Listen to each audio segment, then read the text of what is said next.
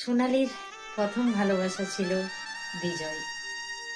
আর বিজয়কে এতটাই সোনালী ভালোবাসতো যে সব সময় চোখে হারাতো।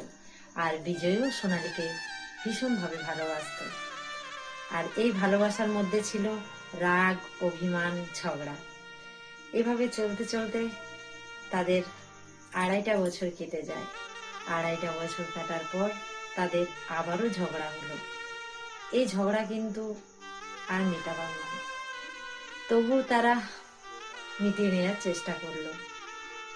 চলতে থাকে। তারপর 5টা বছর কেটে যায়।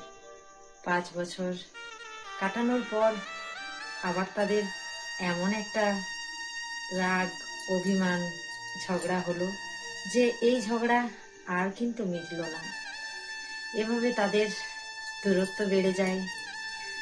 আর একে অপরের সাথে দেখা নেই, কথা নেই। তার মধ্যে মাঝে 6টা মাস কেটে যায়। 6টা মাস কাটার পর সোনালী জানলো বিজয়ের বিয়ে হয়ে গেছে। সোনালী আর যোগাযোগ করার চেষ্টা করলো না। সোনালী কিন্তু আজও বিয়ে করেনি।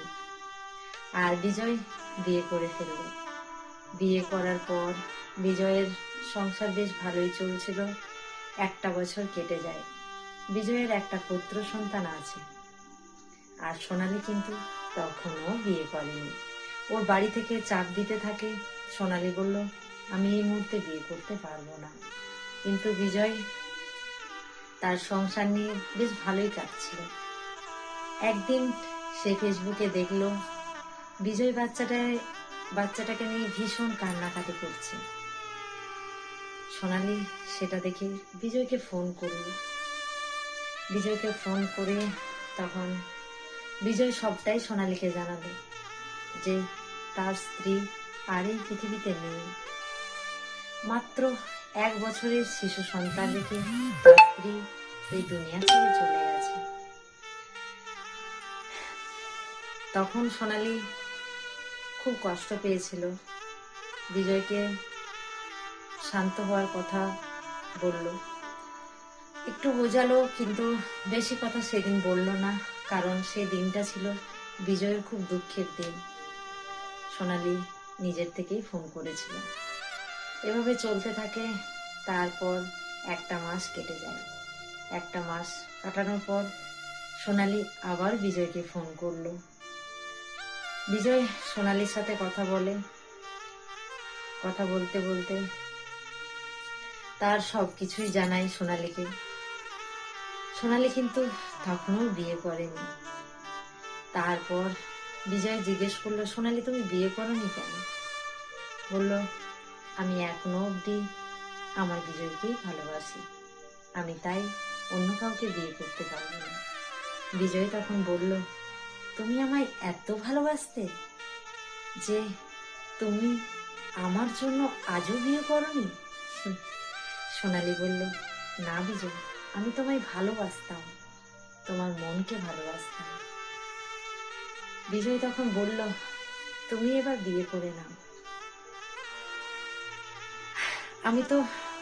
তুমি দেখতেই পাচ্ছ, আমি তো বিয়ে করে ফেলেছিলাম, কিন্তু আমার কপালে তো সুখ নেই। আমি কি করব বলো? সোনালী কিন্তু বলল, না, আমি বিয়ে আর করব না। তখনও বিজয় কিন্তু তার মনের কথা জানায়নি।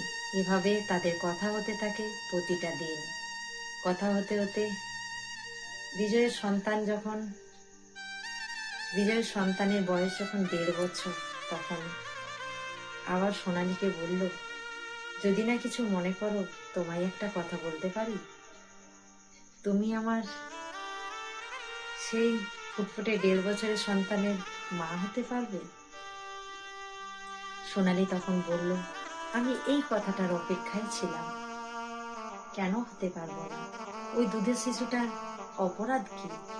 ও তো একটা মা পাবে, আর আমি তো একটা সন্তান পাবো। এইভাবে আমরা বিয়ে করে নিই।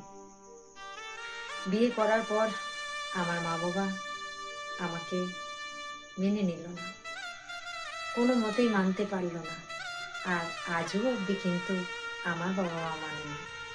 কিন্তু বিজয়ের মা মেনে নিল, বিজয় মেনে নিয়েছে। আজ বিজয় আমাকে ভীষণ ভালোবাসে। আর বিজয়ের সন্তান আমার সন্তান। আজ বিজয় আমাকে সব সময় চোখে হারায় এবং সব সময় আমাকে বলে, তুমি আমায় ছেড়ে চলে যাবে না তো? তুমি আমায় ছেড়ে চলে যাবে না তো? বারবার তাকে বোঝায়, আমি তোমায় ছেড়ে যাব না বিজয়, আমি তোমায় ভালোবাসি। কিন্তু বিজয় বারবার আমাকে একটাই প্রশ্ন করে, তুমি আমায় ছেড়ে চলে যাবে না তো সোনালি? আমি বললাম, না বিজয়, আমি তোমায় ছেড়ে কখনো যাব না, এটা তোমায় কথা দিলাম। কিন্তু বিজয় আজও বিশ্বাস করতে পারছে না যে আমি ওকে ছেড়ে চলে যাব না। বারবার আমাকে প্রতিটা দিন, প্রতিটা মুহূর্তে একই প্রশ্ন করে, তুমি আমায় ছেড়ে চলে যাবে না তো? আজ বিজয় আমাকে সব কাজে হেল্প করে, বিজয়ের মা আমাকে সব কাজে হেল্প করে, কিন্তু এখনো অবধি আমার মা বাবা আমায় মেনে নেয়নি। আমার দোষ, আমার অপরাধ কোথায়, একটু তোমরা বলতে পারবে? এই প্রশ্নটা তোমাদের জন্য রেখে দিলাম, তোমরা একটু বলবে। এটা ছিল আজ সোনালি আর বিজয়ের গল্প, আর সেই ছোট্ট ফুটফুটে 1.5 বছরের সন্তানের গল্প। তো তোমরা ভালো থেকো, সুস্থ থেকো, নমস্কার।